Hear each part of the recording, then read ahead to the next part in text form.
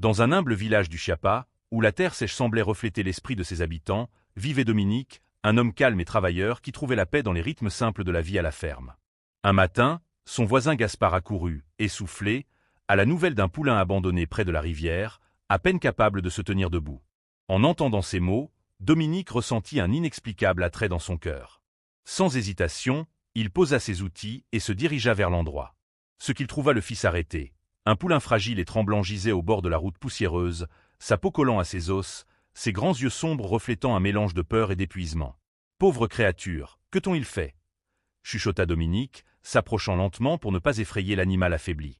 Lorsqu'il fut suffisamment près, le poulain tenta de se lever mais échoua, ses pattes fines cédant sous lui. Un nuage de poussière s'éleva alors qu'il retombait au sol. Certains passants s'arrêtèrent pour regarder, y compris un homme âgé portant un chapeau de paille qui secoua la tête d'un air désapprobateur. « Dominique, cet animal est au-delà de toute aide. Il est trop faible. Pourquoi te charger toi-même? Ce ne sera qu'une bouche de plus à nourrir. » Mais Dominique entendit à peine ces mots, concentré uniquement sur le petit être devant lui. Avec un effort considérable, il souleva le poulain, sentant son corps fragile trembler dans ses bras. L'animal pesait à peine quelque chose, comme s'il avait déjà abandonné la majeure partie de sa force à la terre. Mais Dominique décida que tant qu'il respirait, il y avait de l'espoir. « Je te ramènerai à la maison, mon ami, » murmura-t-il. « Je ne sais pas combien de temps tu as, mais tant que tu seras avec moi, tu ne manqueras de rien. » Les autres hommes échangèrent des regards incrédules, mais Dominique n'écoutait plus. Pour lui, le poulain avait cessé d'être un fardeau au moment où il avait décidé de le sauver. Maintenant c'était une promesse, une responsabilité qu'il n'abandonnerait pas. Dans sa modeste ferme, il plaça le poulain dans le hangar sur de la paille fraîche. « Je t'appellerai Vida, » murmura-t-il avec un demi-sourire, « parce que c'est ce que tu es. Revis. » Le nom semblait approprié, un symbole de ce qu'il souhaitait pour cette créature abandonnée. Vida représentait une seconde chance, une opportunité que Dominique était déterminé à offrir quel que soit l'effort requis. Alors que les semaines se transformaient en mois, Vida se transforma sous les yeux de tous. D'un poulain fragile et tremblant, elle devint une jument forte et élégante avec un pelage qui reflétait les soins et l'amour de sa soignante. Chaque fois que Dominique regardait Vida, il voyait en elle une preuve vivante de résilience et de volonté, et dans son cœur, il ressentait un mélange de fierté et de gratitude. Leur lien s'est approfondi au fil du temps, devenant quelque chose qui transcendait les relations ordinaires entre humains et animaux. Vida a développé une capacité presque surnaturelle à ressentir les besoins et les humeurs de Dominique, trouvant toujours des moyens d'être près de lui, ses grands yeux sombres constamment attentifs, comme si chacun de ses mouvements avait une signification particulière pour elle. Les années passèrent et leur lien ne fit que se renforcer. Cependant, la santé de Dominique commença à décliner. Son énergie autrefois sans limite s'est estompée et chaque pas devenait plus laborieux. Sun Kerr, Kabatate Fort et régulièrement, Louis Jouet maintenant de tours, batten de manière irrégulière et le laissant à souffle à de moments inattendus. Un après-midi, alors qu'il essayait de soulever un sac de céréales, il sentit une vive douleur dans la poitrine, une pression si intense qu'elle l'obligea à laisser tomber le sac et à s'appuyer contre un mur. Vida, qui était à proximité, leva la tête, alertée par le geste de douleur de Dominique. La jument s'approcha lentement, poussant doucement son épaule avec son museau, comme si elle essayait de le soutenir ou de lui offrir un peu de sa force. Comme la santé de Dominique continuait à se détériorer, il demanda à contre-cœur à son neveu Andrés de l'aider dans les travaux de la ferme. Bien qu'Andrés soit fort et gentil, Vida restait méfiante à son égard, revenant toujours vers Dominique pour le réconforter, même lorsqu'il ne pouvait guère passer plus de quelques minutes hors de la maison. Malgré sa faiblesse croissante, Dominique faisait l'effort d'aller rendre visite à Vida dans le corral. Chaque pas lui coûtait un effort énorme, mais la joie de revoir son fidèle ami lui donna la force de continuer. Quand il arrivait, Vida l'attendait comme si elle savait qu'il viendrait la voir. Elle marchait à ses côtés, s'adaptant à son rythme assez lent. « Tu sais toujours quand j'ai besoin de te voir, n'est-ce pas, Vida ?» murmurait Dominique tout en lui caressant le cou. Vida baissait la tête et se rapprochait encore plus, respirant lentement comme si elle se synchronisait avec la respiration laborieuse de Dominique. Ces moments avec Vida étaient comme un baume pour Dominique, apportant du réconfort au milieu de sa fragilité croissante. Au fil du temps, la force de Dominique continuait à diminuer. Ses promenades au corral devenaient moins fréquentes et les jours où il pouvait passer de longues périodes avec Vida devenaient de plus en plus rares. De la fenêtre de sa petite maison, il regardait Vida dans le corral, broutant tranquillement ou regardant vers la maison comme si elle attendait sa visite. Parfois, quand Andrés laissait la porte ouverte, Vida s'approchait du porche, regardant prudemment à l'intérieur comme si elle voulait vérifier son ami. Le lien entre eux semblait se renforcer, alors même que le corps de Dominique s'affaiblissait.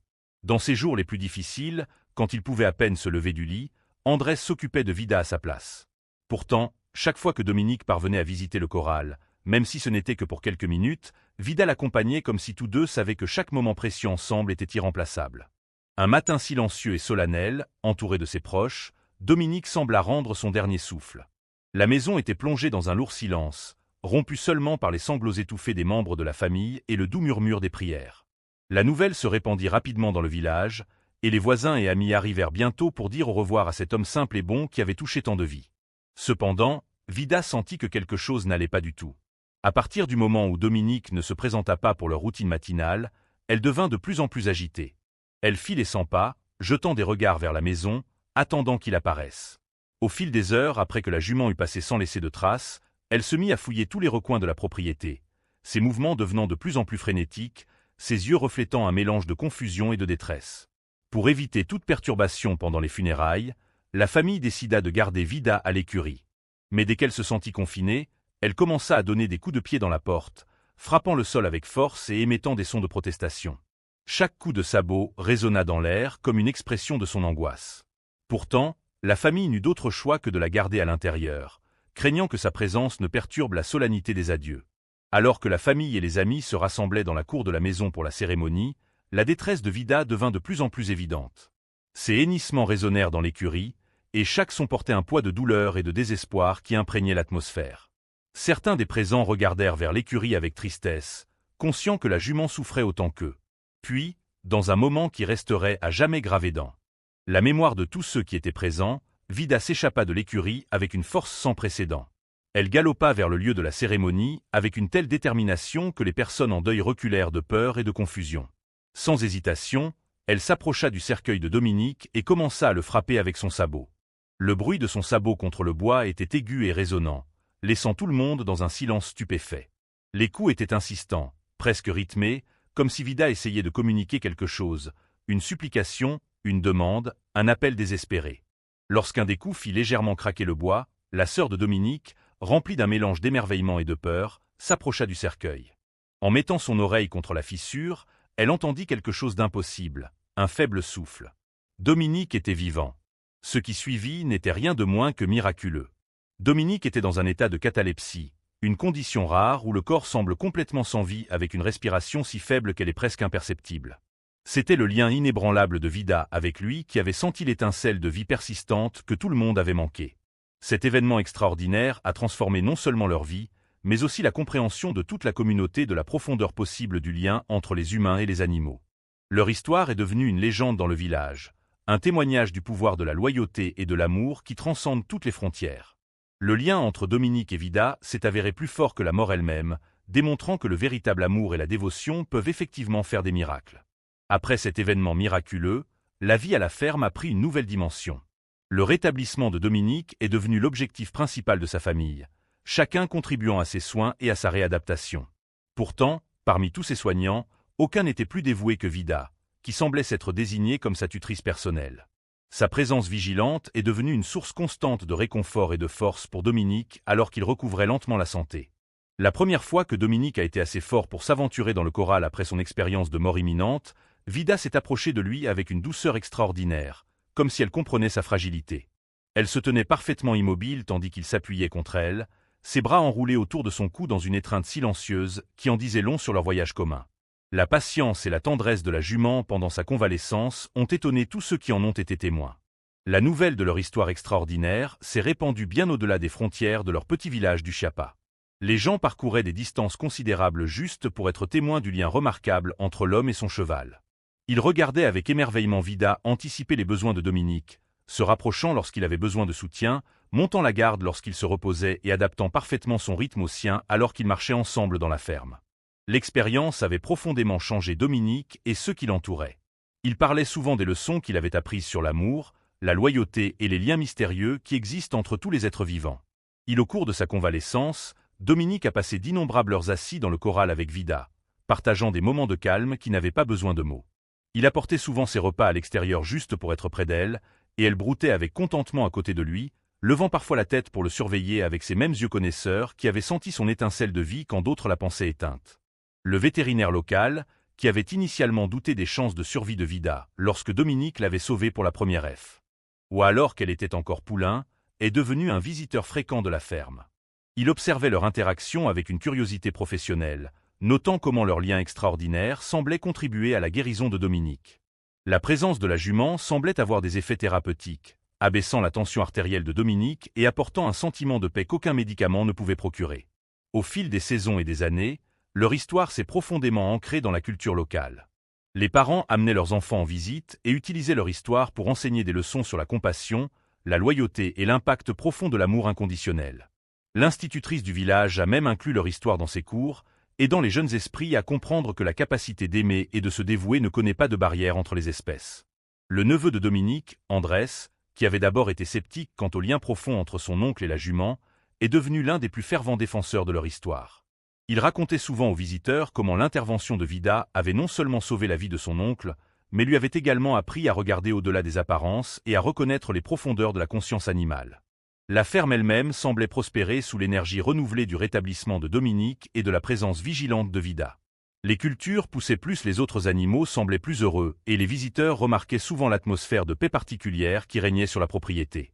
C'était comme si le miracle qui s'était produit avait béni le sol sous leurs pieds. Au fil des saisons, Dominique et Vida ont conservé leur rituel quotidien. Chaque matin, ils marchaient ensemble pour regarder le lever du soleil, leurs silhouettes se fondant dans le ciel qui s'éclaircissait. Leurs empreintes dans la terre, côte à côte, humaine et cheval, sont devenues un symbole de leur extraordinaire voyage ensemble. Les gens s'arrêtaient souvent le long de la route pour les regarder, émus par la manifestation visible d'un amour aussi pur et inconditionnel. À mesure que l'âge a commencé à marquer Dominique et Vida, leur lien n'a fait que se renforcer. Leur histoire a continué à toucher les cœurs et à inspirer les esprits, rappelant à tous ceux qui l'ont entendu que l'amour, dans sa forme la plus pure, a le pouvoir de transcender non seulement la mort, mais toutes les frontières artificielles que les humains créent. Dans leur coin tranquille du Chiapas, ils étaient devenus la preuve vivante que les miracles se produisent, et qu'ils se présentent parfois sous la forme d'une jument fidèle qui refuse de laisser partir celui qu'elle aime.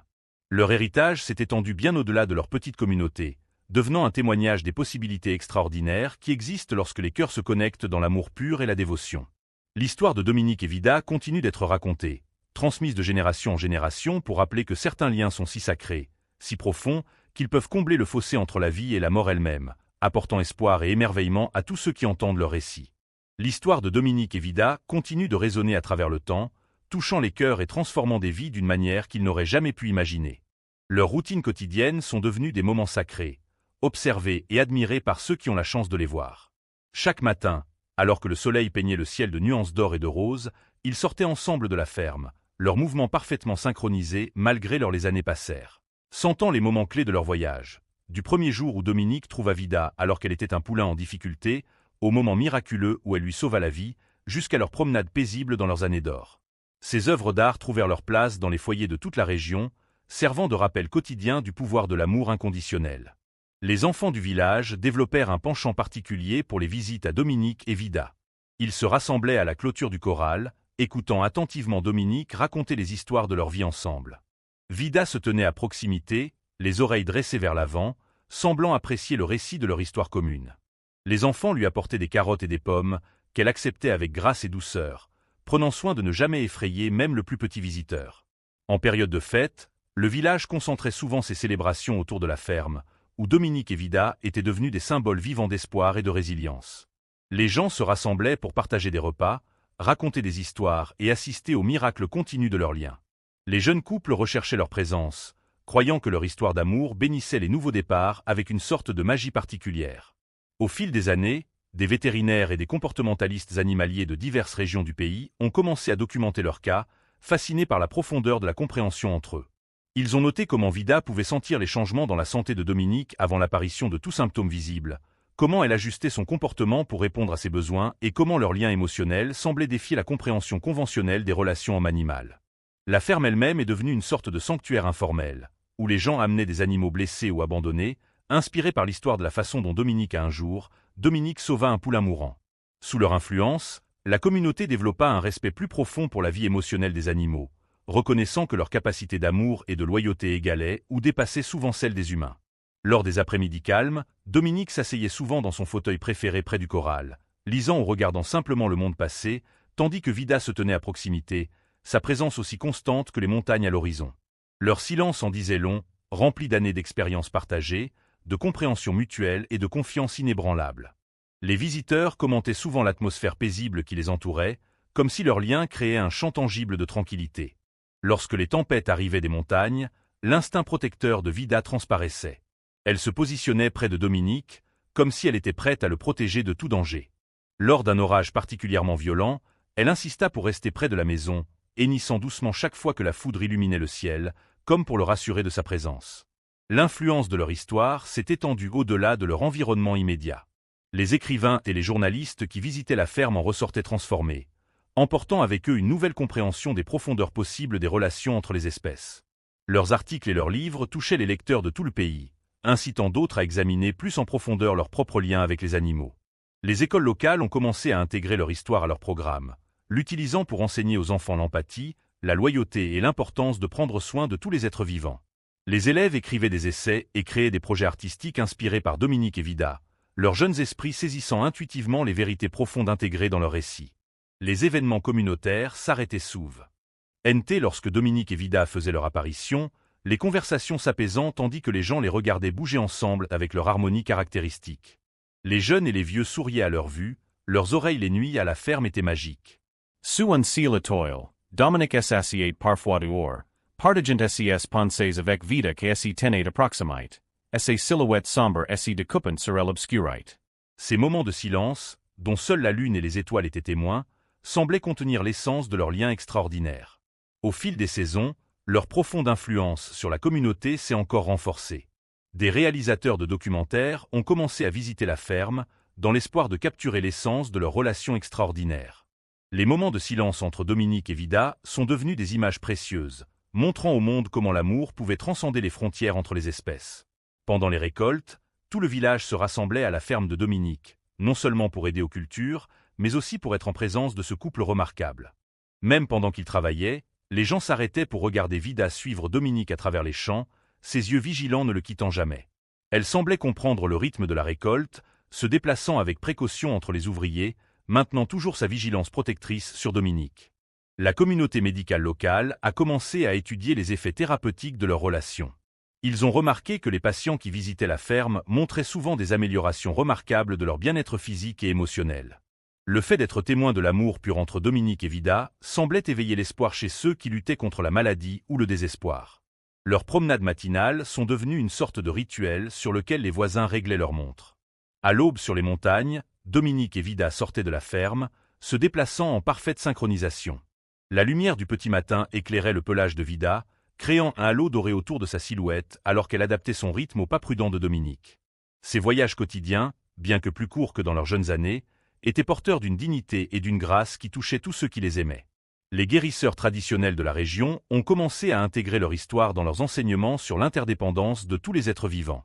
Ils ont raconté comment la compréhension intuitive de Vida de la force vitale de Dominique avait transcendé les frontières ordinaires entre la conscience humaine et animale, créant un pont qui avait littéralement vaincu la mort.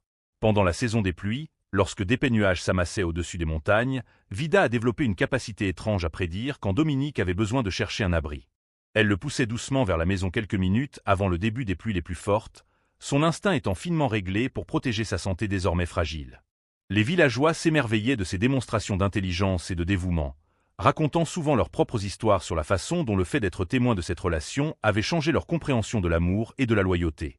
Les artisans locaux ont commencé à créer des textiles traditionnels aux motifs inspirés de l'histoire de Dominique et Vida. De magnifiques couvertures et châles sortirent de leur métier à tisser, décorés de symboles représentant leur voyage. Un poulain mourant transformé en une magnifique jument, un homme ramené des portes de la mort par l'amour de sa fidèle compagne, leur promenade quotidienne ensemble sous le soleil levant.